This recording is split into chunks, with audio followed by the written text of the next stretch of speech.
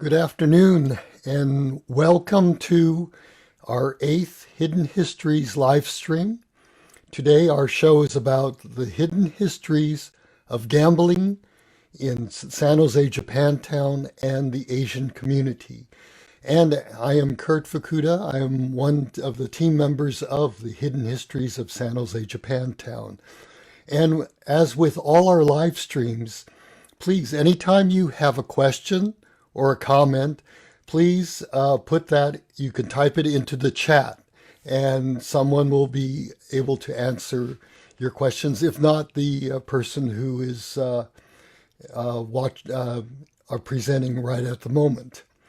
Now, although Japantown is a mix of many cultures, Asian and other, our program today focuses on the three main Asian communities that settled in the area during the late 19th to early 20th centuries. And when we talk about the early Asian communities of Japantown, we must keep in mind that early is a relative term. This area was not first settled and developed in the 1880s. This area that we now call San Jose Japantown was part of a vast land inhabited by Native Americans long before the Spaniards arrived and long before California became a part of the United States. Although evidence of the earliest Native American inhabitants are currently lost to history, among the first documented inhabitants were the Ohlone, who mostly resided on Coyote Creek and Calaveras Creek. Now, archaeological discoveries place these Ohlone settlements in the region as early as 8,000 BC. That's a long time ago. Now, today, the Mukwema Ohlone tribe of San Francisco Bay Area is still very much active, both politically and culturally. For instance, in Japantown, the local middle school was recently renamed Mukwema Ohlone Middle School. Now, you can find out more information about the tribe at their website, www.mukwema.org. Okay. Now, with that, we have one more item to talk about before we get into the hidden histories of gambling. And that is, we on the Hidden Histories have all been concerned over recent events in the news of mass shootings and the rise of hate crimes, especially against Asian Americans. We on the Hidden History acknowledge the need for greater dialogue and sharing between communities to promote understanding, empathy, and compassion. There is a delusion that we are separate. The seeds of racism and hate poison everyone, both the victims and the perpetrators. In the words of Renyo Shonin, if one walks looking far ahead and pays no attention to the ground below the feet, that person will stumble. If a people gaze critically upon others and forget to look into themselves, they will only bring tragedy upon themselves. Now, we'll get now to begin our show. Our first guest is the historian, writer, and speaker, Connie Young-Yu, and she will be talking about the importance of gambling in the Chinese community. And so, here is Connie Young-Yu. Hello everyone. I just got back. I have to share this, and this certainly goes right into our program. I just came back from a rally in Saratoga with so many Asian Americans and citizens throughout the South Bay. Stop Asian Hate rally. It was in Saratoga, organized by Mayor Yan Zhao. So the stories that I'm going to be telling are about gambling, relating to our history, our legacy of Asian Americans in the Valley. And there's stories that my father told me, my grandfather told me, and also the residents that I was able to interview for my book that I started in 1990. So I was very fortunate to talk to people who actually, witnessed some of these, the gambling houses and the activities and the life of the Chinatowns. Mainly, I'm talking about Heinleinville. My father told me there are 3 occupations, 3 gun means business, that are available for Chinese. Only 3, he said. First one is sai gun, that's laundry, the laundry business. The second is chan gun means restaurant. That's the second one. Third is dobok gun, gambling business. 3. And he said there was so much discrimination, after the Chinese laborers in the valley and on the railroad, there started to be legislation, banning Chinese from public works. They were not even allowed to work on the city hall that was built in 1880s. It said no Chinese labor allowed, no Chinese, they wanted farmers to let their workers go, and they were not allowed in any unions that were coming up. So you have the institute, the 3 gun, and the most profitable one, that's where the money was in gambling. Now, I'll just start with the first story that I know from my grandfather. When he came to the Market Street Chinatown in 1881, he was an 11-year-old laborer. And we always said, oh, he's so lucky he came before the exclusion law, or else, we wouldn't be here. So in 1881, he got a job working in his, the clan. Every store had a clan. They were all, related. It was a general goods store, and workers would come in, and there would be a side gambling games, and lottery tickets sold. So he'd be working, sweeping floors and helping, take care of the merchandise, and lots of labor. And one day when he was passing one of the tables where there was a guy with lottery tickets, this gambler, he said, hey kid, come over here and help me pick tickets, help me pick numbers. The kids were considered kind of lucky. So my grandpa, he picked out 10 numbers. The gambler hit the jackpot, and he gave my grandpa, who came by himself to America with an uncle, he gave him $2. And that was a fortune in those days. My grandfather wired that money back to China, to the village. And the story is that the people in the village, when they said they heard the mother had received the money, they said, you have grown a money tree by sending, just to let you know, that was the last bit of money he was able to send for a long time. So anyway, he and my family never went into gambling. However, it was in the life of the town. So in the Market Street Chinatown, you know that it was burned on May 4th, 1887. And the newspaper article said, it's a fire of mysterious origin, because all the Chinese residents were gathered in one place, sort of in a plaza, for the announcement of the winning numbers of the lottery. And suddenly a fire broke out in an alley that destroyed the entire Chinatown. So that's a little bit of the gambling association with this horrible, horrific crime. But anyway, my grandfather and his countrymen, they were not driven out because of John Heinlein. There was a new Chinatown built. And you see here's behind me a photograph, the famous iconic photograph of the Daju parade. And there's an 8-foot-high fence, and that was to protect the Chinese, because it wasn't, to keep it was really to keep the Chinese safe, and John Heinlein had erected that. Now, inside this, the Chinatown were, of course, the temple and stores.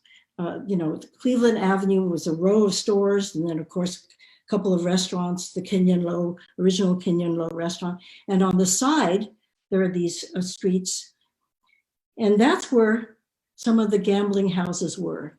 Now, gambling took place in stores also, because every store, sold provisions to farmers and to the workers, especially of their particular clan.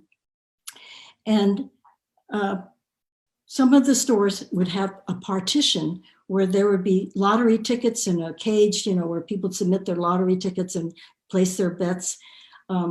So that would be something that would go on, during the day and at night. So I'd like to tell you a story about one gambling house.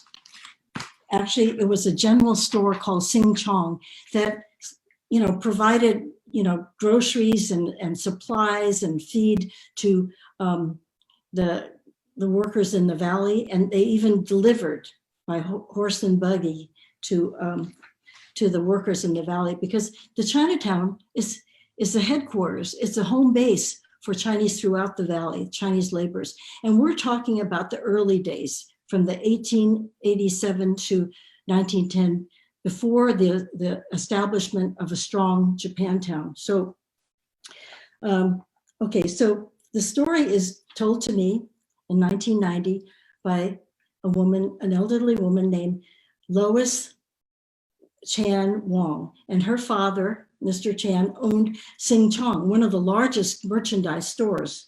But she said it ran a lottery. Part of the store was petitioned off for gambling. Our place was considered a lucky house, and there were a lot of winners.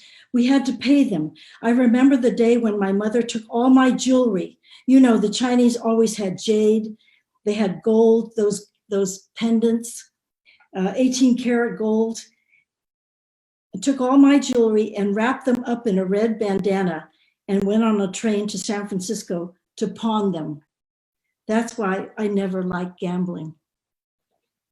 And then another story by Art Ing, who might have been one of the little boys carrying the sign in this picture. That was around 1918.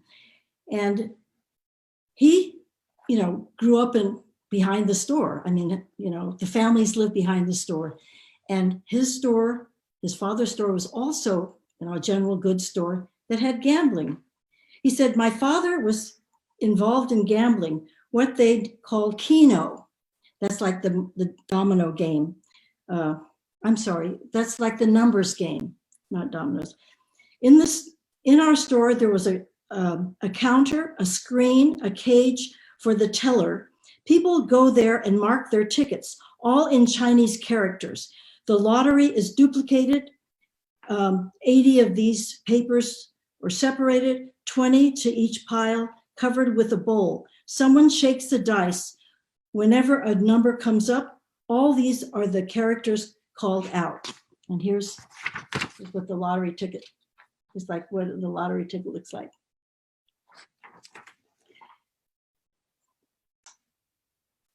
And whatever, is okay. All these are the characters called out, and all tickets are supposed to be in at one time.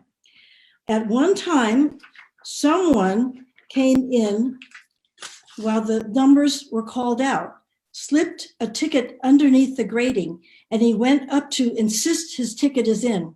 My father saw this, took the ticket and crunched it up, put it in his mouth and chewed it up and swallowed it.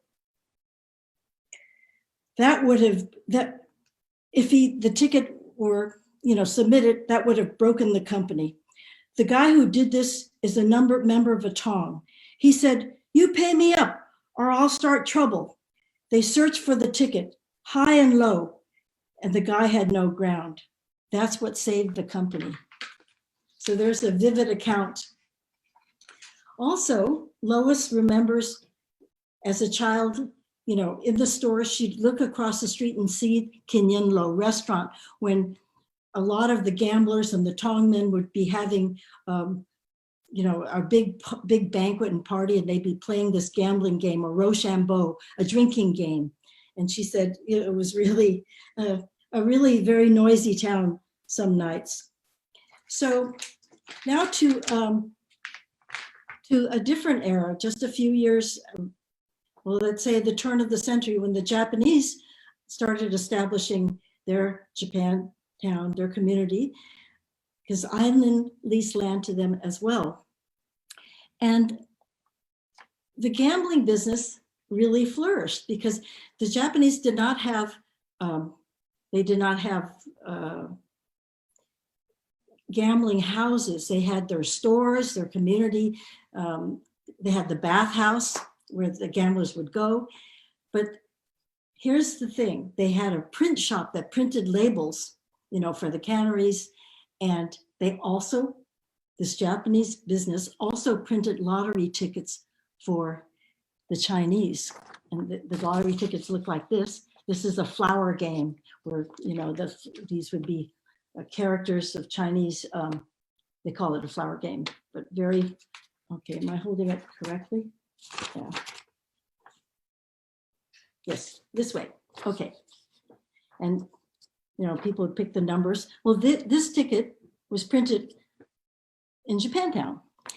And there would be a runner that would come from Chinatown after they got all these tickets and sorted them out and sell them to the stores and homes, the businesses, and the centers and the bathhouse in Japantown. And the numbers would be called out. So the Japanese Americans, helped keep the Highlandville going because the gambling was really a part of the livelihood, because gambling houses also, had business from the bakeries. There was always, food being delivered to the gambling houses and for the gamblers, and the gamblers would go and, patronize the stores and of course donate to the temple. So it was quite a lifeblood of the community in a way. Now there's also a game that the Dr. Ishikawa, whom I interviewed, I was very fortunate. He was at the time in the 90s, one of the oldest residents of Japantown. He told me that he also gambled as a child, and it was a game like this. Now this is a photograph of two children, and you can see the board. It's sort of like a lottery board, or and it's taken in San Francisco by a San Jose photographer, and his descendants gave me this picture. And so these kids are enticing passersby to place their bets, to choose the winning numbers or the winning flower characters. Dr. Ishikawa said that the game that he was allowed to play was, these were tickets that were put out that had the Chinese zodiac, 12 animals. And he said, you'd pick a horse, or you'd pick a tiger or a pig. And if you were lucky, if you'd have to put in 5 cents, but if you were lucky, you'd win $1. So he said his mother let him play it sometimes. But it was not illegal, but in the 20s, during Prohibition and, the big, anti-vice movement, gambling was illegal. And China gamblers were busted by the police outside of Chinatown. But the authorities turned a blind eye to the gambling in Highlandville. That's according to the residents. They said that the police were there when they walked through it. That was to protect them from vandals coming in. So it's quite a surprising story.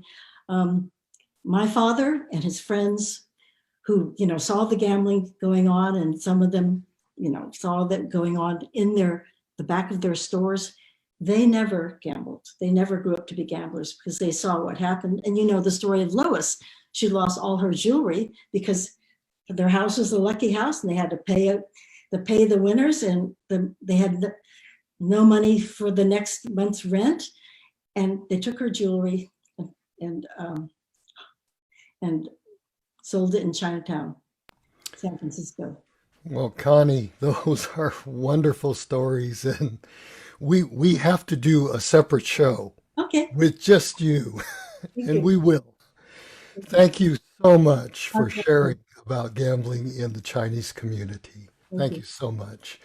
We're going to move on now to, we have 3 videos that we're going to show throughout the program. We're going to show the first video, which is about some anecdotes about the Chinese lottery. So here we go with the first video.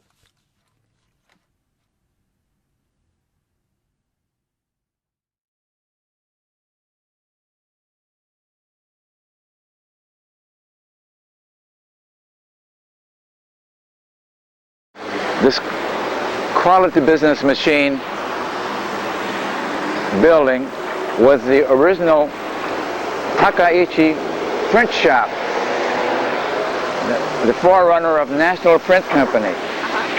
And it was run by Mr. Takaichi and his wife.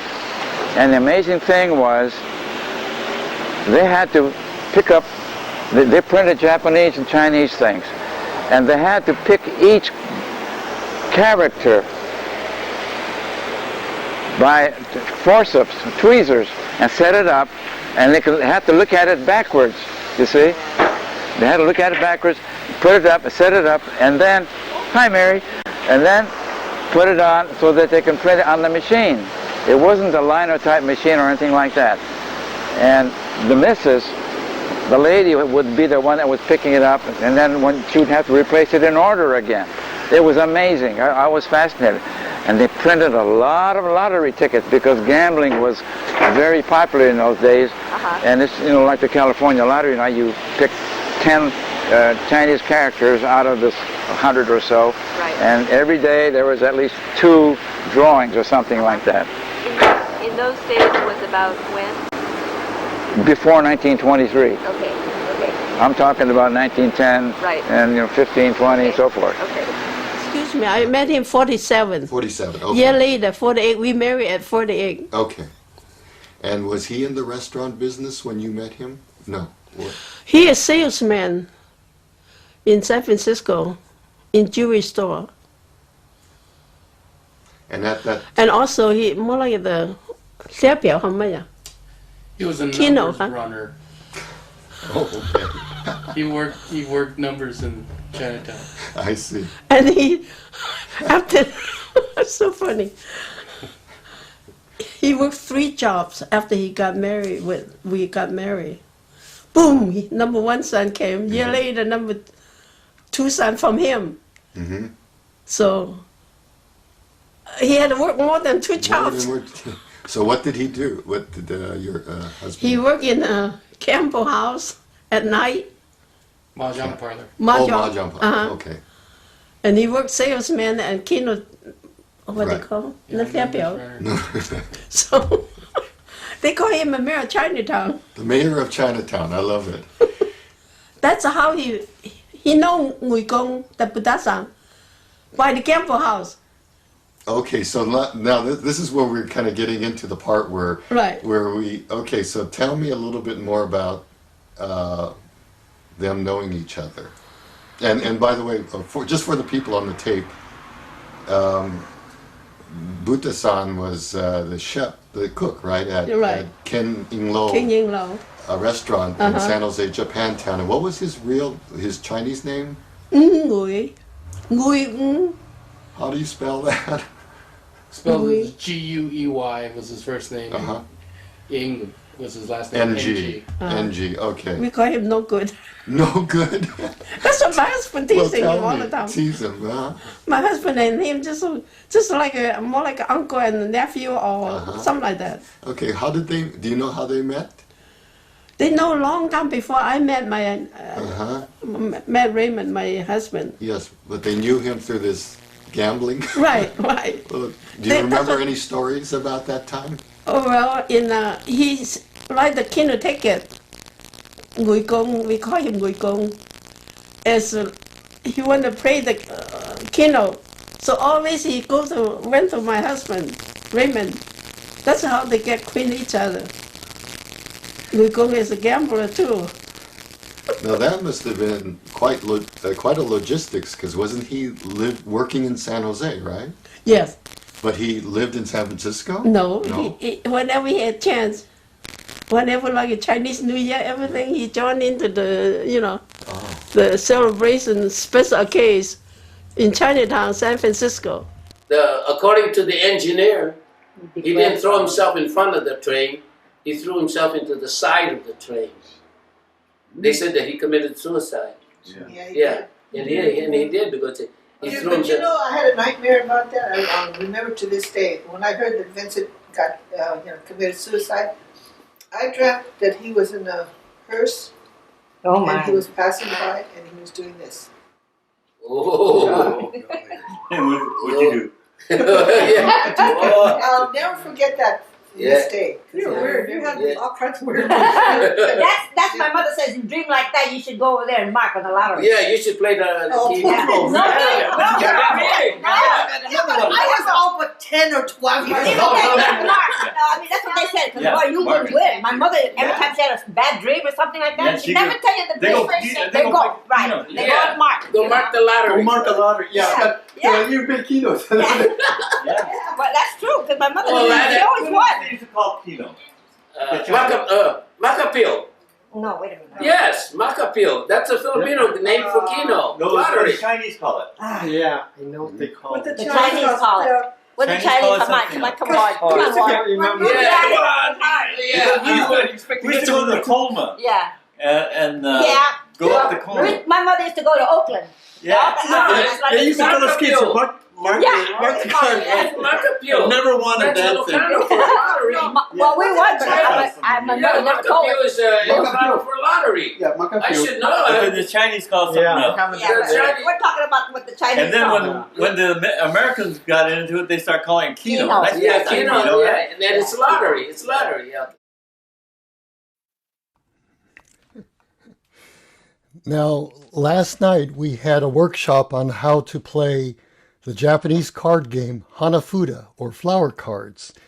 And when the Hidden History supervising artist, Korean Okada Takara, and I were doing research for this workshop, we discovered a special set of Hanafuda-inspired cards that you'll see now in this video introduction. So here are some Hanafuda, a video of Hanafuda-inspired cards.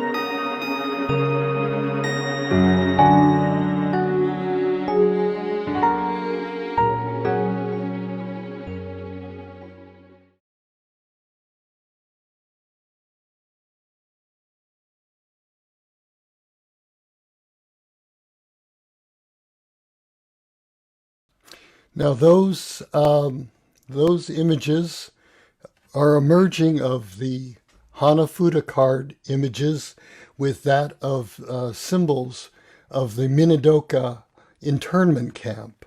And that was the artwork of our next guest, Marie Johnston. Now, Marie is a Shin Issei Hapa born in Kitakyushu City, Japan, and now living in Seattle, Washington.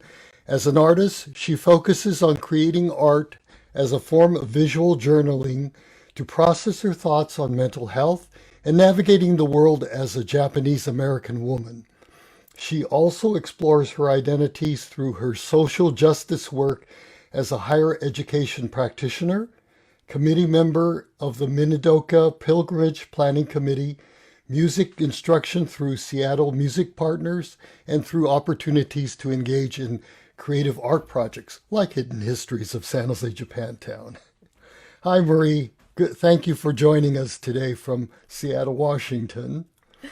Thank you. First of all, what inspired you to do the Minidoka Hanafuda cards?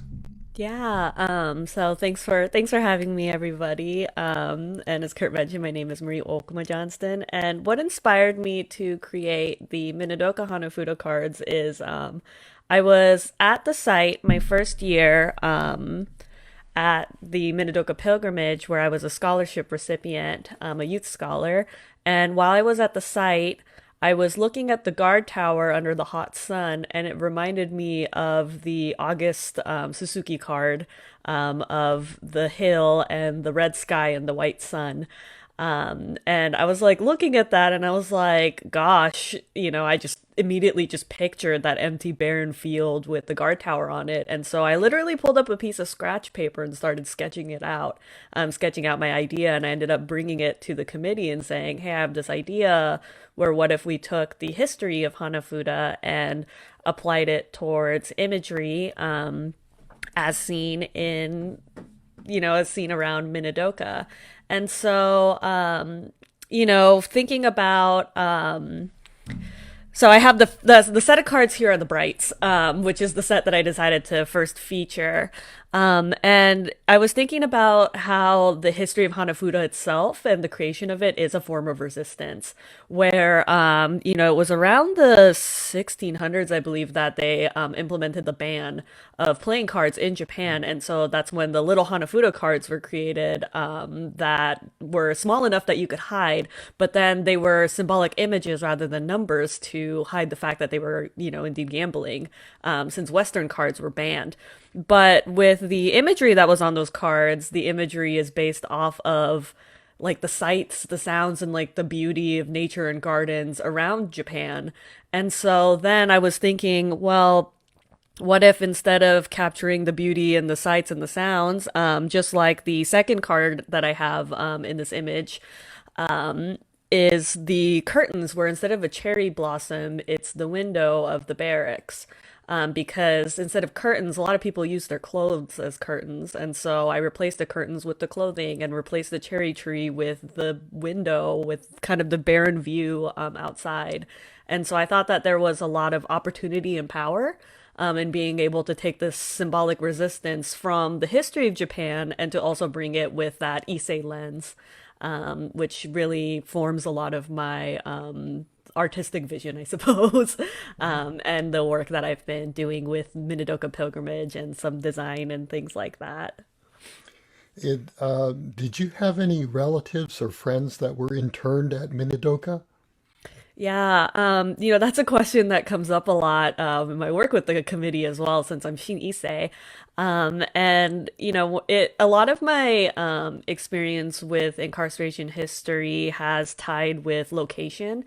And so when we first moved from Japan to the United States, we moved to Spokane, Washington, and we got connected with, my mom wanted to connect with fellow Japanese. And so, my parents discovered the United Methodist Church there, and that's where we met a lot of former incarcerees. And so when my parents were talking with survivors, my dad knew about the history as an American who grew up in this area. Even though he was in Japanese, he studied a lot of local history. So he knew about the history, but never met a survivor. And my mom was just like, well, this is not just, this is also going to be the history, the legacy is going to impact our children. And so then my parents took us on a road trip, and we actually tried to find the camp back in, I think it was like 96. There was no signage, there was no pilgrimages yet. We couldn't find it. And so we ended up just turning around and going home. And then it was something that always kind of resonated with me. So in undergrad, I did a research project about pilgrimages as a form of tourism, which landed me on studying a lot about Japanese American internment pilgrimages. And then when I moved to Seattle, I just kind of networked my way into getting to know, survivors and descendants, and being invited to attend my first pilgrimage. And so right now the cards are based on Minidoka, but I'm hoping that in the future, we can produce a deck of cards that features sites from all the different camps, because each camp had their own, like Heart Mountain would have a card with Heart Mountain in it, or even with Manzanar and the view of the mountains as well, all the different symbolism that impacted the different camps. Okay. I was going to ask Marie if you could, after our talk here, if you could please put in the chat, is there a website or email that the audience can contact to help support the creation of this full deck of cards? Yeah, I can drop my website in the chat once we're done talking, if anyone's interested in getting connected. This project has been a huge labor of love where as we look at I'll exit here and scroll down. I've been also doing research about like what each month is, and so like January with the pine, the crane, and the sun. Rather than the crane, we did one of the bird pins. One of the many bird pins that were carved in the camps. And for Minidoka, we have the importance of the chimney stack from our administrative building. And so, just kind of thinking about what was historical at the moment. So November with Rain Man, I had Rain Man standing in the flooded pathways and walkways, as there would be a lot of just mud, and there would be flooding at a lot of these sites because they were so desolate. Or even with December, replacing the phoenix with the American eagle at the honor roll. And so each of these cards, like I brought them to the actual site itself and aligned them with the with each of those sites, so that people could actually be able to, envision and make that connection as well. So hopefully we'll get there in the future. And I would love more time to just sit and ask, like, rather than the ribbons, can we have them be the name tags and the luggage tags? Or rather than having maybe the autumn leaves, maybe we could have sugar beets instead, and just really thinking intentionally about what imagery we'd put into every single card. Great. And for the audience out there, where exactly is Minidoka located?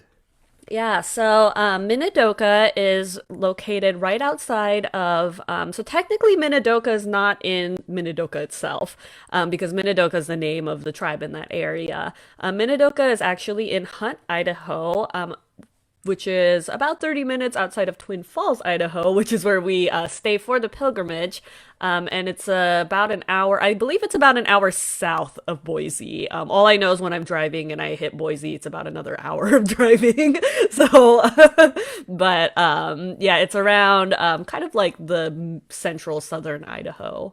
A good 11-hour trek from the Seattle area. And one last question for those out there, including myself. What exactly is a Shin Issei? Yeah. So, Shin Issei, so anyone who identifies as Shin Issei, the Shin, I think it's the Chinese character of new, but it's those who came over from Japan. I believe it's post World War II. And so anyone who identifies as like Shin Issei, their parents may have come over to the US, potentially in like the 60s, 70s, 80s. And so It's funny because when everyone takes the Issei picture or the Nisei picture, or now it's the Nisei picture at the pilgrimages, for me, I'm like, should I join the Yonsei? I usually join the Hapa photo, but we came over to my mom came over to the US and I came over, I guess, with her back in, oh gosh, 94, 95. And so we're more recent immigrants to the US from Japan. And even though, it's not directly our history, and we don't have relatives who are incarcerated, we still, respect the legacy, and kind of respect the history and recognize that it was the gaman and the strength of those before us who are able to give us the strength we need today as well. Thank you so much, Marie. Thank you for sharing your art with us. And again, Marie is she'll type in the chat a website that you can visit to learn more about the Minadoka Hanafuda project and about the scholarship too, the pilgrimage scholarship. Thank you so much, Marie. Thank you. Now, our next guest is historian, the Filipino historian and writer and speaker, Robert Ragsac, who will be talking about the Filipino gambling scene back in Japantown. Robert, hi, good to see you. Hi, Kurt. Yeah, thank you very much. Well, if you could show the first slide, and then I could go in and give you a little bit of a brief summary of what the gambling was like in what's now Chinatown, what was Chinatown, and the area we now call Pinoy Town. Sue, we got the first chart?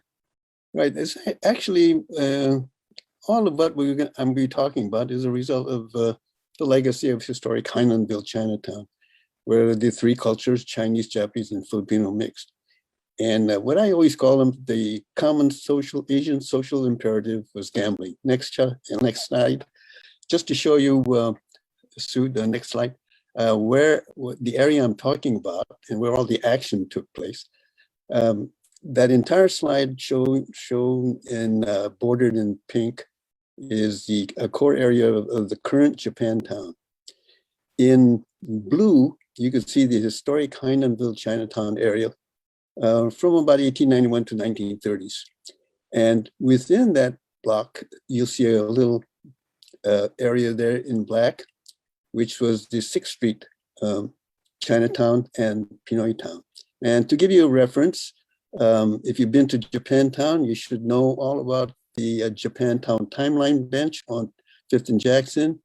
And of course, everybody's got to go to Roy's Station and the Buddhist church there on 5th Street. In the next slide, you can see a little bit more detail of the area that Connie was talking about Highlandville. Remember, she said there were 3 major businesses in Highlandville, the laundry, restaurant, and of course, gambling. And the gambling locations that I took from Connie's book is identified in the large G's. And the games that were played then that I was familiar with because of the Filipinos who were located on 6th Street was the Fantan, which the Filipinos for some reason called Sikoy Sikoy, and that's a button game. And then there was Paigao, which is dominoes, and lottery tickets. Now the lottery tickets that Connie showed were the early authentic ones. The ones that I remember the Filipinos had was the modern day Keno. And a lot of those Filipinos at that time would bring lottery tickets to the houses and ask us little kids to mark up the lottery tickets, thinking that it would probably bring them good luck. We were always asked to mark 8 spot. And I don't know what, if you want an 8 spot, how much money that would be. And if they did win, we wouldn't know because they never came back to us with any money. So that was my little journey into gambling. Let's see, I guess really quickly, Secoy was a button game. And the way I remember it being played was that on the table they had a big pile of white little beads, and then they would take a pot cover and try to and cut that pot in half or thirds, and then with a little bamboo stick they would cut out those buttons, count the buttons out in fours, and the gamble was, or the bet was, would the remaining number of beads be 1, 2, 3, or 4, or odd or even. And sometimes I've seen it with black and white, with a real big pile of black and white beads. And then, of course, it added a dimension of whether or not it would, how many blacks would show up, how many whites, as well as the 1, 2, 3, and 4. Well, this rampaging gambling went on until about 1937 in the next slide. And this was from a great story from Connie Young-Yu. The gambling racket finally ended in 1937 when the San Jose police under Chief John Black raided Young Duck's operation, which is located there on G.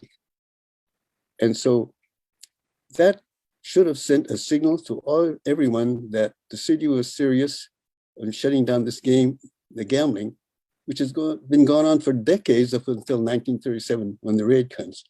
Well, of course, if I was one of the gamblers, owners, having a gambling game, yeah, well, that's a pretty good signal. I better shut down. And so in the next slide, I'll show you how the response was. Well, prior to this, to 1937, when Young Duck's gambling establishment was raided, 1933, Heinenville had, as I showed before, then the Sanborn blocks, the brick buildings at 589 and 587, and at 640 North 6th Street. Well, in 1934, a club called Luneta Club opened up at 631, and that's a Filipino-owned store. And if I know Filipinos and Filipino heritage, there had to be gambling going on there. In 1935, my uncle, Urbano Ragsac, opened a billiard shop at 601 and 603, which is the current Koguro building. Well, in that building, at the corner, at the very corner, there's a little room where all the gambling took place.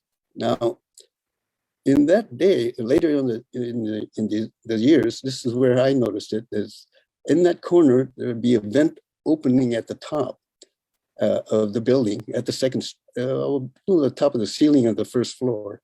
And you could see all the smoke coming out because of this. All the Filipinos were gambling inside there. And you could hear the click of the dominoes, the paigao, as well. I could hear them counting, yat, ki, sam, si, 1, 2, 3, 4.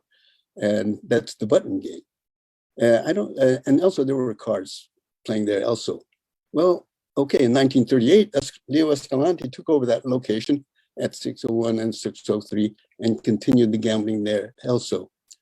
In 1949, at Kenying Low, there was what originally started as a beer joint, and they had, I think they had a jukebox and machinery there. There was a card club on the first floor in the rear. And we discerned, and it was estimated between Pinky Rentar and myself that it was Lucky 7. And also next door, close by, is the Hip Sing Tong Chinese building at 639. In 1952, the Far East Social Club opened up at 630. And Far East Social Club, and guess who that would be. And then we found out, I saw that as looking through the directory, there's a club called 616. In addition, there's the Filipino Community Hall at 635 that had card games going on in the back.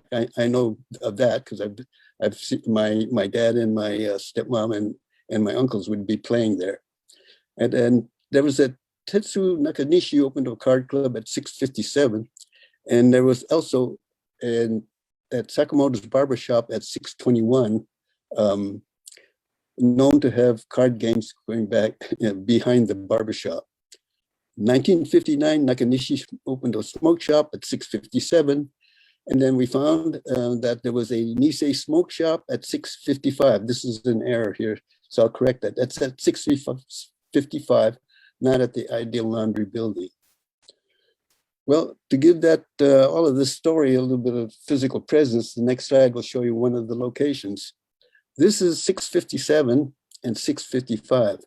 Now, at 657, in the time that I took this picture, and I remember when I was a little boy, there's a Nishioka Brothers Fish Market sign. Right underneath it was Dragon Club. And below that sign, there you can see it was Frank Bravo's barbershop as a Filipino. And there's underneath was a beer and card. And that led us to believe that this is the Dragon Club. That's why that shows at 657. And at 655 was the Nisei Smoke Shop. At the next slide will show the major building that was built there. This was the opening of the Hip Sing Tong building in 1963. And of course, it's the Hip Sing Tong. You think there was any gambling there? Oh yeah. And there was also a lot more activity going there with what I call ladies of negotiable affection. And if I was one of the customers going to Hip Sing Tong, I wouldn't want everybody to know that I was going there to patronize it. So what we discovered through a little bit of research is that a lot of the customers, instead of going to Hip Sing Tong, would go to the Filipino Community Center, which is right next door. And on your left, you see this little door. So if I was one of the customers, I'd say, I'm just going to the Filipino Community Center, walk through there, ain't nothing happening here. I just want to go play little cards. But if you kept on walking in the back, past the card tables, past the rooms, past the kitchen, and way in the back of the community center, turn right, and there's a door. And that door leads right next door to Hip Sing Tong. So there'd be a crowd of people going to the community center for socializing and a crowd coming back out. And towards the, if you get to 6th and Taylor in the next slide, the last slide, not the last slide, I'm sorry, this is Kenying Lo that was mentioned, a very famous Chinese restaurant. Well, on the first floor, you see there was a Filipino food mart. Well, at one time, not at this time at the food mart, there was a beer bar, storage room, and also a card room. Also had a pool table and a jukebox in it. And so there was a Filipinos operating that a card shop, and probably a lot more gambling going on in there too. Again, like typical games were Sikoy and the Paigao. Okay, the last slide shows what Escalante's pool hall. This is the only picture that we have of the pool hall interior. But if you came in the front door and to the left, there at the corner, at the exact corner of the building at 6th and Jackson, there's a room there, as I mentioned, where all the card games and gambling was going on.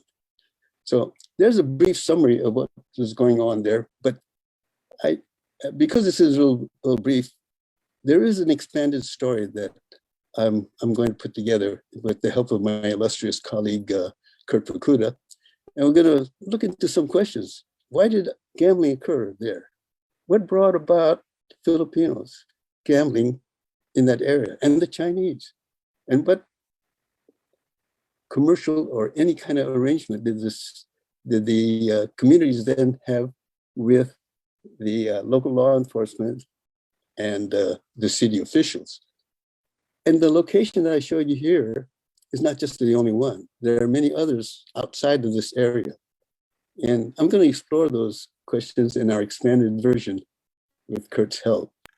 And so I return you to my illustrious colleague and fellow history detective, Kurt Fukuda. Thank you, Robert. That was wonderful. Yeah, this is the abbreviated version. We'll have a much fuller presentation on a video that'll be upcoming. Robert talked a lot about this gambling scene on 6th Street in Japantown, and our next video, which is the second of 3 videos we're showing today, is about some of the anecdotes about 6th Street gambling. So here is a video on 6th Street gambling.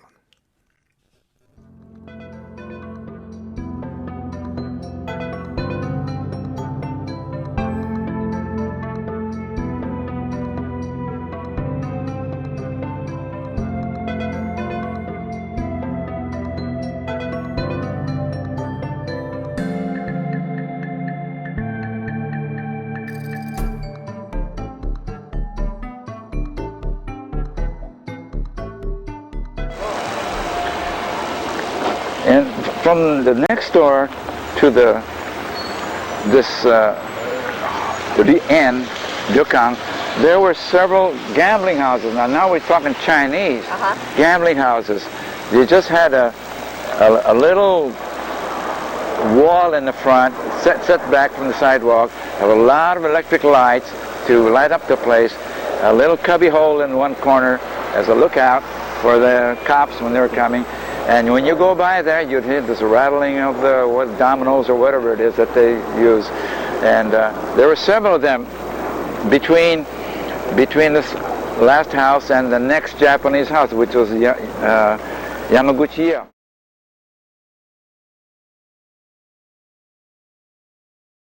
See, right in the corner, that's a long building, brick building, right? Yeah, it's Kogura's has that building right now. Yeah, it used to be a barber shop, pool hall, gambling place. Yeah, that one there, yeah. I remember that was a long, it was a pool hall first, huh? Yeah, there was a barber shop. Pool barber shop. Yeah.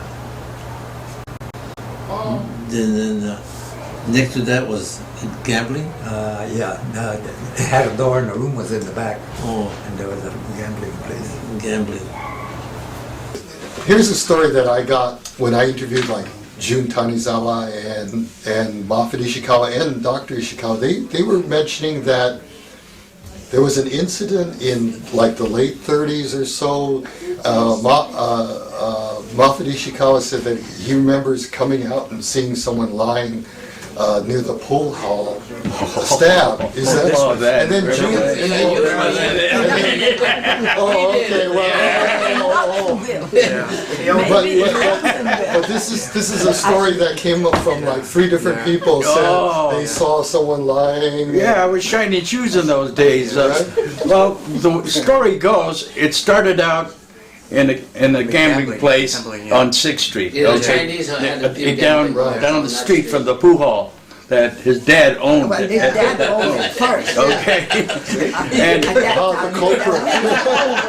they got into a big argument, and they all ran into the, I don't know how many guys, there was 3 guys chasing one guy, and into his dad's pool hall. And they all grabbed the cue sticks, and they were beating this guy over the head. I don't know what happened. What did he do with the other guys? Did the other guys get hurt?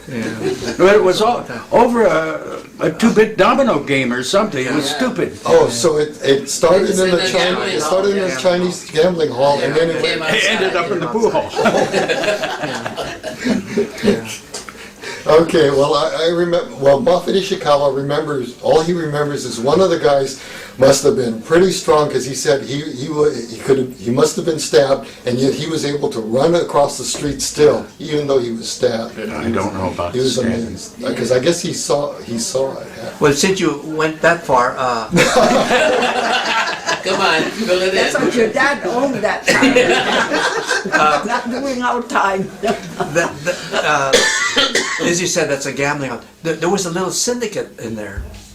And, Chinese syndicate. Yeah, you're right. There was Chinese, my father, and there was another. There was another one across the street from there.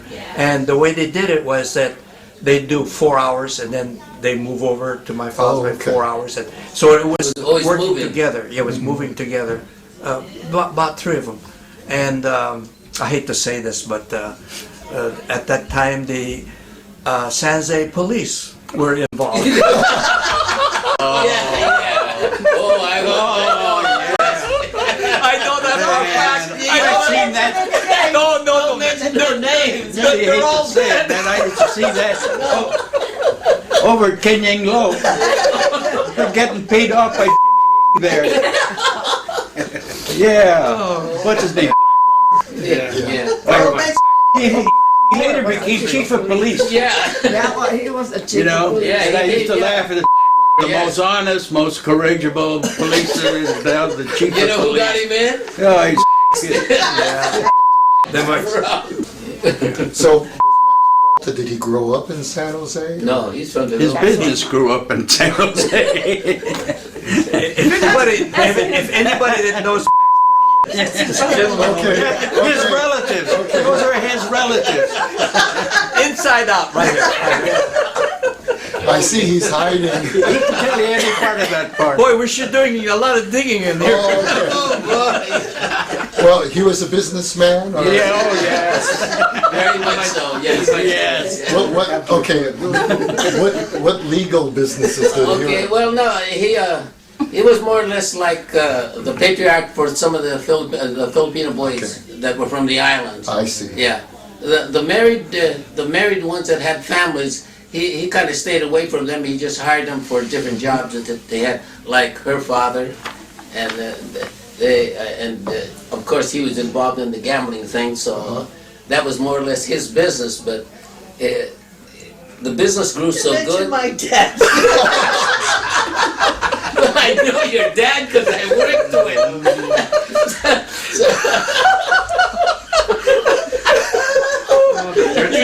You just tarnished. Okay, that was some anecdotes about gambling on 6th Street in Japantown. And, you know, among the Japanese American community, there were regular poker games that happened throughout Japantown. There were at least 5 that we know of. There probably were more. But these 5 have been immortalized in this T-shirt here, done by Jim Nagaretta. Now, this T-shirt shows all 5 locations. Now, for those of you out there, can you recognize what the locations are? I mean, 4 of them are obviously very prominent. The 5th one is kind of hidden in the drawing. But anyway, if you have an idea of where these locations are, please write them in the chat. And at the end of the show, I will reveal what the 5 locations of the regular poker games that took place among the Japanese Americans in Japantown. And oh, by the way, the shirt is available at Nikkei Traditions. It costs $22.95, and the sizes run from small to double XL. So they are available, and I got my copy here.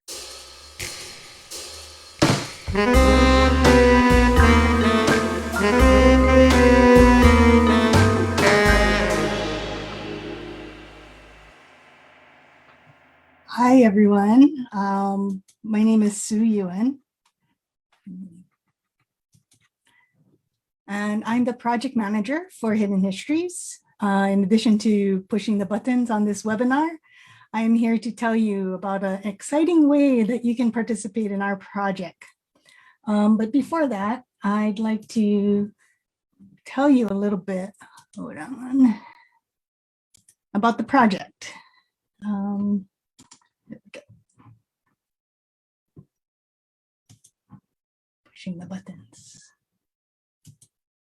All right, so Hidden Histories is actually a community art project. It was initiated by an immersive technology grant from the John S. and James L. Knight Foundation.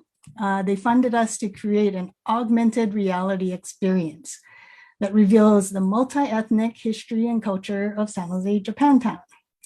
So what does that mean? Well, augmented reality is a mobile app technology. We also call it AR. It overlays computer-generated information into the real world. So that's why I'm showing this Pokemon Go. You go back. So yeah, you might be familiar with Snapchat filters or Pokemon Go, and that's all done in AR technology.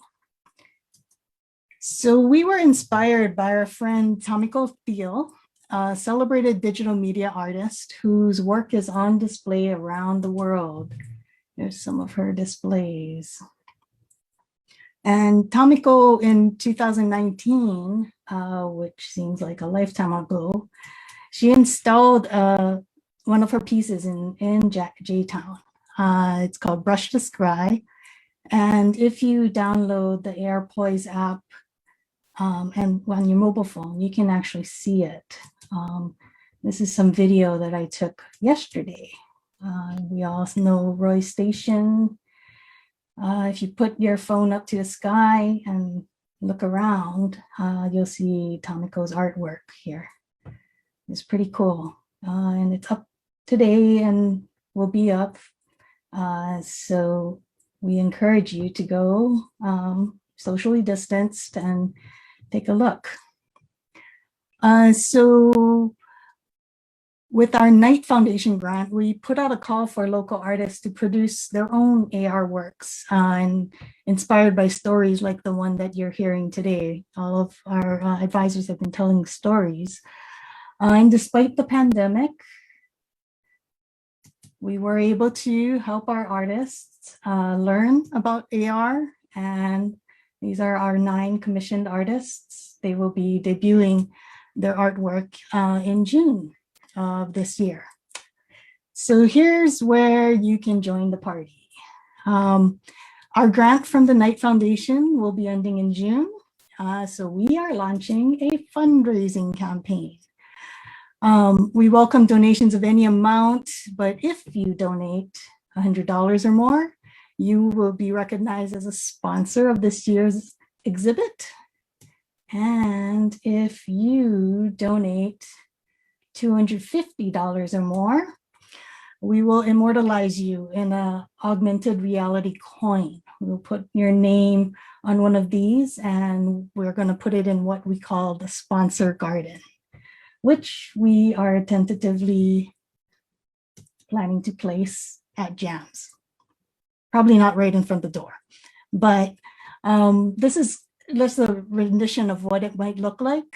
It's, if you think about those donor recognition walls or those names that are carved on bricks, similar idea, but it would be only viewable on your phone and you can be part of our hidden history. So to learn more, you can go back to our website. It's hiddenhistoriesjtown.org/donate. We encourage all of you to participate in our project. So back to you, Kurt. Thank you, Sue. Thank you very much.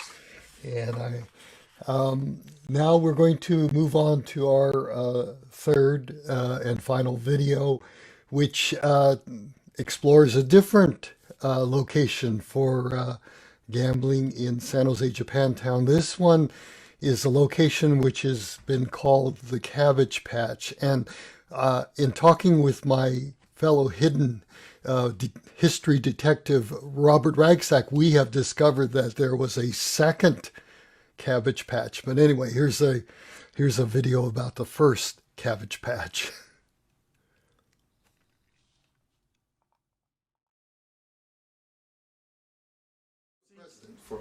Are you talking about the gambling? Yeah. The prostitution? Oh, yeah.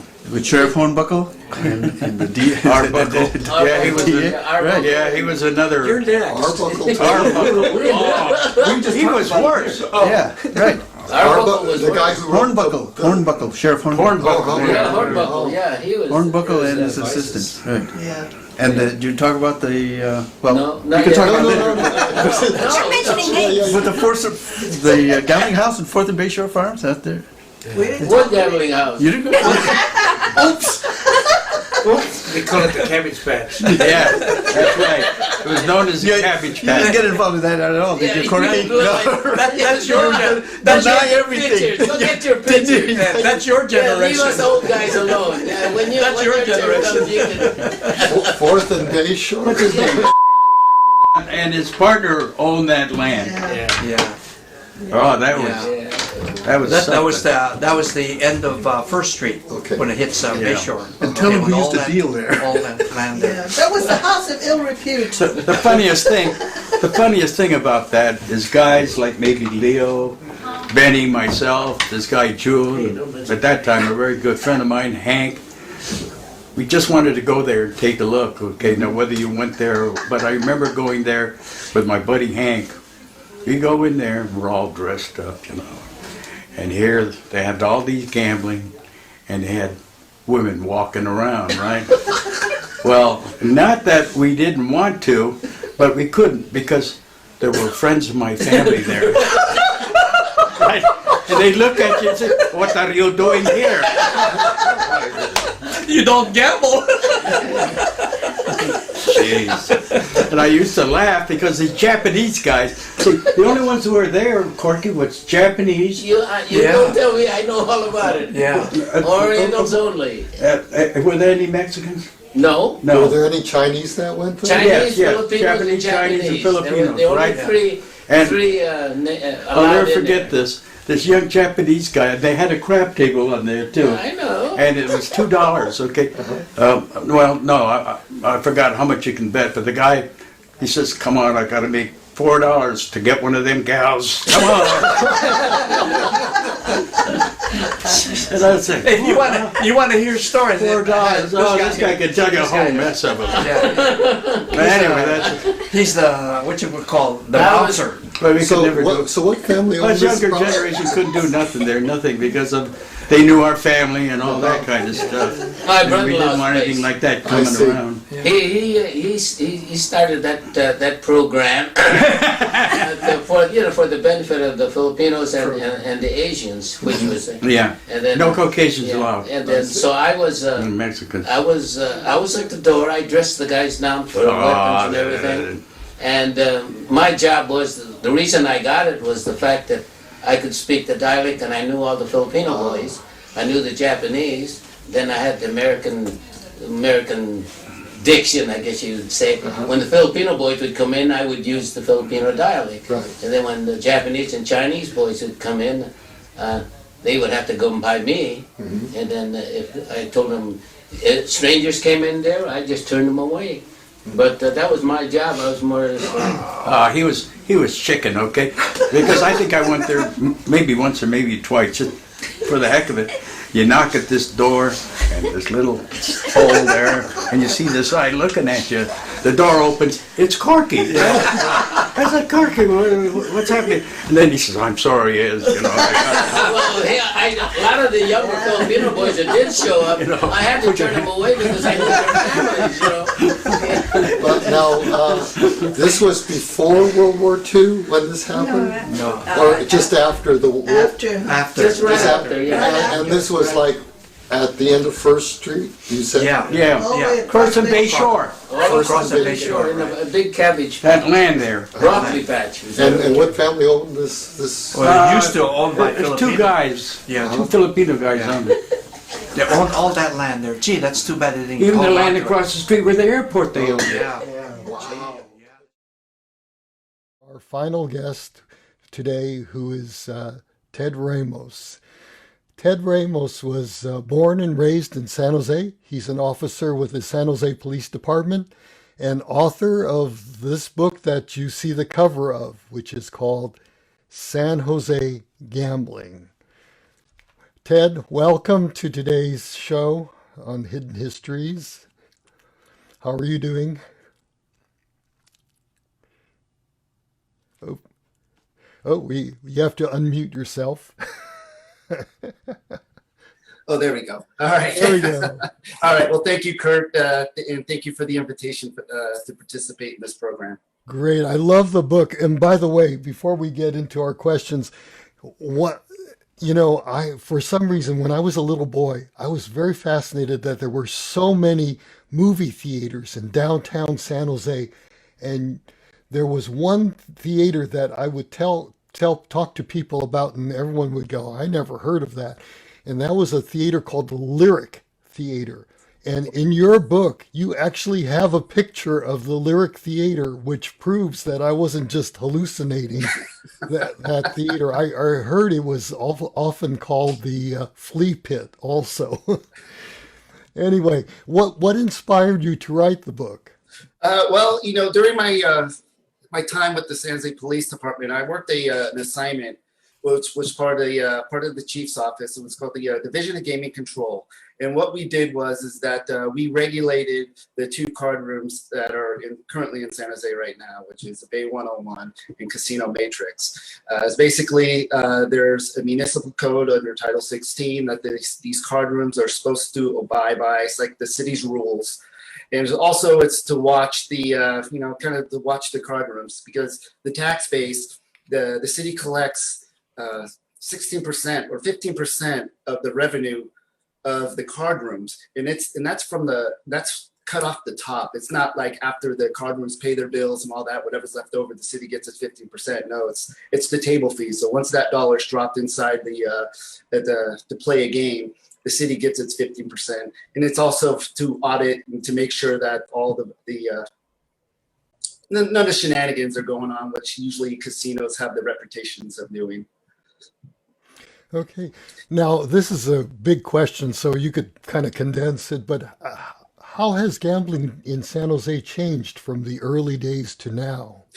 More regulations and more bigger. A lot of the card clubs that occurred in San Jose were very small, and they weren't the primary business. I mean, they weren't open as specifically just a card room. The card room was like a separate necessity, like because they were like in cigar shops, they were in the bars, and they were in the pool halls. So it was just like a supplemental type of income for the clubs. Nowadays, you go into the club and it is strictly a casino, just card club. I mean, a regular typical size back in the day would be 5 tables. I mean, now you've seen about 49, and they're going to be increasing again. Oh, wow. And for the audience out there, if you get Ted's book, and I encourage you to get a copy, there are many, many photos, wonderful photos, which show the early cigar shops that had the gambling, as well as machines, slot machines. Yes. In fact, San Jose, back in the early 20s and stuff, they were specifically known for having a lot of slot machines. They were being played out in public until the city the police department had to really start cracking down, because it was starting to get so popular over there. So when I even have there's this chapter there was a guy named William Morgan, and he was like the biggest slot machine distributors throughout all of San Jose and in the area there. Oh my gosh. Around what time, what year was slot machines outlawed? It was probably, they have always been outlawed, but the city started really enforcing and making it strict. It was about in the 1920s, 1930s, around the Prohibition era. Okay. All right. Do you have any stories of the Asian community, maybe especially Japantown, that you can share with the audience? I do. You know what? In fact, when I was writing my book and I had to put down all I had to submit the chapter names and stuff like that, and I was intending on doing a chapter specifically on Japantown and Chinatown. But, like a lot of the times that I've had trouble with this book was finding the stories and finding the information as well as the pictures, because this is mostly a picture book, and so trying to find one, I'd either have the information or I would have the picture, but I wouldn't have both. And so, but there are two clubs that I did mention in my book that were in the Chinatown area. One was the Nisi Card Room, that was located where you had showed a picture of it, where it was the Dragon Club. That was a licensed card room. How many tables there was, I could not tell you. All I knew was the name and the location, and I was able to find one picture that was somewhat back in the day, but I don't think it was a picture of the club when it was actually the Nisi Card Room. And then there was also the Filipino Community Center, and that one was interesting. They did have a license to play cards there. They decided to get it in 1954 because they were having these long hours and drawn out rummy games, and they were going late into the night, and they were attracting police attention. And so they figured like, well, maybe if we got a card room license, it would kind of like reduce the police attention. So they did end up getting a license, and they had it until 1978 when they let it expire because they weren't using it as much as they needed to, regarding having to pay the fees to the city every year to maintain that license. So, and if I can also, I got a list here of some of the clubs and some of the locations of these clubs that some of them you mentioned and some of them you didn't mention. Like if I can go down, you mentioned on the over at the King Lo restaurant at 625 North 6th Street, there was a club there called the Lucky Seven. and that was located at 625 and a half, which I'm sure is just back of the building. But it also had two names prior to Lucky Seven. I had it in 1959. It was called Hank's Club. And then in the 1960, the next year, it became the Mint Club. And it wasn't until 1966 where it became Lucky Seven. But again, this was from the directories, and I have no idea, any information about that other than what you were mentioning before. Let's see. The King Elo, I have a bunch of stories, and not so much stories, but news articles about all the raids that happened. Like I had one here at the King Elo where 11 men and 1 woman were arrested for playing dice games over at the back of the club in a Chinese domino game. It didn't give specifics of that. I also have over at 639 North 16th Street, which is the national organization. It had a license there. It was owned by a William Dare. Are you guys familiar with William Dare? Okay, he owned it there, and I think he had the legal card games, but then there was also some of the illegal games that couldn't be played under the license, and he got top there in 1959. Let's see. You mentioned the Far East Social Club, which was at 630 North 6th Street, and you also mentioned the Club 616. Which was at 616 North 6th Street. And let's see, there was a card room from in downtown San Jose that was opened by the Veterans Foreign Affairs. And they got the license from a gentleman who had a card room on 6th Street. It didn't say what the exact location was, but the person's name was James Ng. NG or Jimmy Ng. So he had a card. What that club was, I would have loved to have found out. And a lot of the card, not only was it in San Jose over on 6th Street, but there was a couple of the Chinese gambling houses over in Alviso. And one of the bigger ones was over at the racetrack. They had it was called the Eagle Company, and they had the grandstands. There's a picture of it in my book. There's a picture of the grandstands of the racetrack, and in the center, underneath it, there was a building. It was the Eagle Club, or the Eagle Company, and that was built in 1932. And so that place has been shut down 3 different times, and every time it would open up the next day. So it was like within 2 weeks, it was like raided 3 times. But the prohibition, or not prohibition, but the economy back in the Great Depression is what ended up closing down that club. And then there was another club in Alviso. It was called the Universal Company, and that was the building's still there, but it's abandoned. That one also contained games such as, I'm looking at my notes here. That one had more of the kind of the Americanized games, like the roulette. That was the club that had the only roulette wheel in Alviso, and of course dice games. That was very popular back in those days. And there was a third Chinese house. It was called the Tung Or Company, Tungorr Company. It was from the outside they say that looked like a rundown abandoned shack. The windows were all boarded up, but if you went inside, it was a live gambling house, and there was only one way in and one way out. And I'd like to talk about one more thing about the funny thing is about the Alviso clubs was they used to actually have a bus that would go pick up players over at 66 North Market Street in downtown San Jose, and they would ship them up over into Alviso to play at these clubs. Well, the chief of police, Black, over in San Jose, found out about this, and he put out these special cars. They were called prowler cars. And what these cars would do, they would pull over any bus or anybody coming in and from Alviso, and they would arrest anybody that had a lottery ticket or anything, showing that they were playing or gambling inside these clubs. So he would go as far as the jurisdiction that he could go to in Alviso and just pick off these poor gamblers who was not so lucky at that time. Oh my goodness.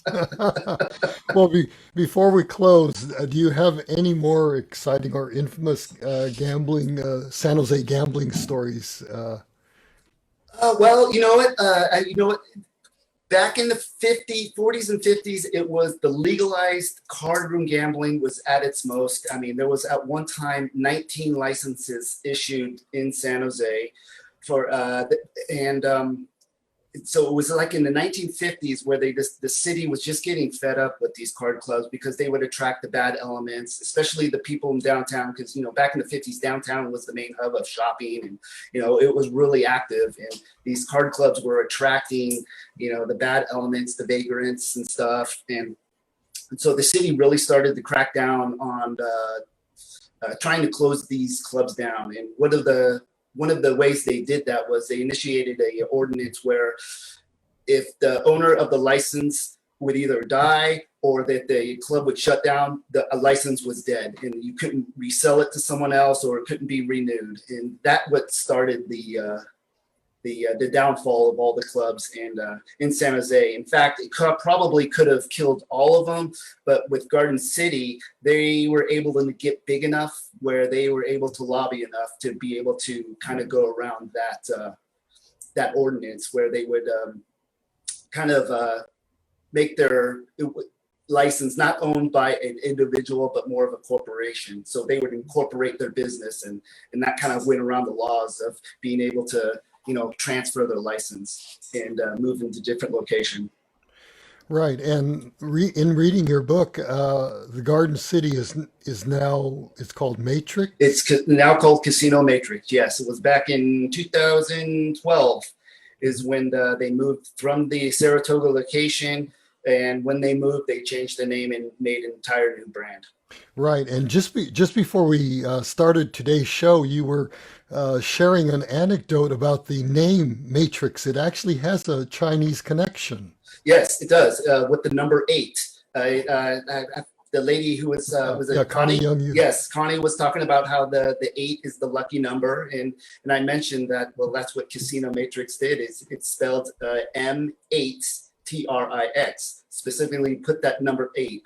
And so to be the lucky club, I guess.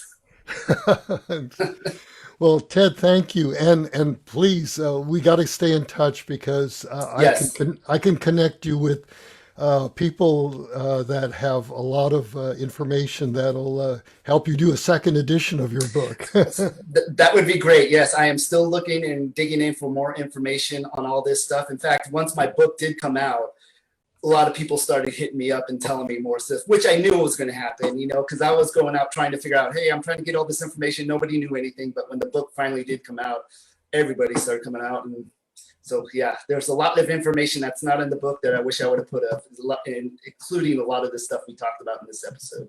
Well, thank you, Ted. Yeah, thank you so much. Thank you. For the show today. And again, Ted's book is called San Jose Gambling. It's available wherever you buy books, including Amazon. You can order from Amazon. And I will put my email address on there. Oh yes. Why don't you type it in the chat? Yes, So and I will. And they can hit me up if they want a signed copy, personalized signed, and I can ship it to them. And hit me up in the email, and I'll show them how they can pay it through PayPal. Okay, great. Thank you. Thank you very much. So, getting back to this infamous T-shirt here, did anyone out in the audience figure out the locations? Well, I'll tell you. Starting at the left here, that character that looks like Clark Gable, well, that refers to Clark Takeda and his barbershop. He would have regular poker games. Next to him is Hank from Hank's Coffee Shop. That's another location of regular Japanese-American poker games. Then we have Jim Sakamoto, whose barbershop, they had regular poker games. And that fellow with a camera, that's Jim Nagaretta. In the Nagaretta studios, they used to have poker games. And then the hidden one down here if you look carefully, are 2 cartons of Chinese food, and that refers to the Mandarin restaurant. There used to be card games at the Mandarin restaurant back in the day before Police Chief McIntyre closed it down. Anyway, and again, the T-shirt is available at Nikkei Traditions on Jackson Street in San Jose, Japantown. Well, thank you for joining us for today's program. Thank you to our guests, Connie Young-Yu, Marie Johnston, Robert Ragsac, and Ted Ramos. A big thank you, as always, to our manager, Sue Yuen, for handling all the technical aspects of today's show, and boy, she had to juggle a lot. The Hidden History team also includes our directors, Susan Hayase, Tommy Izu, and our supervising community artist, Corinne Okada Takara. You can find out more about the Hidden Histories of San Jose Japantown at www.hiddenhistoriesjtown.org. So, and the Hidden Histories of San Jose Japantown is a project of the Japanese American Museum of San Jose. Please visit their website at www.jamsj.org and make a donation to support them. We are funded by the Knight Foundation with support from the California History Center Foundation, De Anza College, the Chinese Historic and Cultural Project, and the Filipino American National Historical Society, Santa Clara Valley. Thank you for joining us. Everyone, have a wonderful rest of the day, and please stay safe. Thank you. Bye.